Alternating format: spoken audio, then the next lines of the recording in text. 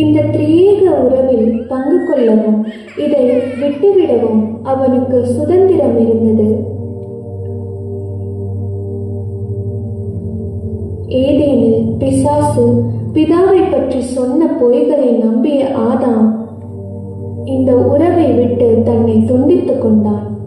ஆதாமே, நீ எங்கே இருக்கிறாய் என்ற பிதாவின் மெல்லிய குரல் இப்பொழுது அவனுக்கு, ஆதாமே, நீ எங்கே இருக்கிறாய் என்று ஒரு சர்வாதிகாரியின் குரல் போல் கேட்டது. ஓடி ஒளிந்து கொண்டான். ஆனால் இவர்களை விட்டு ஓடவே முடியாது என்று அறியாத குருடனைப் போல இருந்தான். பிதா அன்பாகவே இருக்கிறார் என்பதை அறியாமல் ஒரு கோபமான கற்பனை கடவுளின் உருவத்தை பிதாவின் மேல் போர்த்தி விட்டான். ஒரு பழிவாங்க துடிக்கும் சர்வாதிகாரியாக அவரை பார்க்க தொடங்கினான்.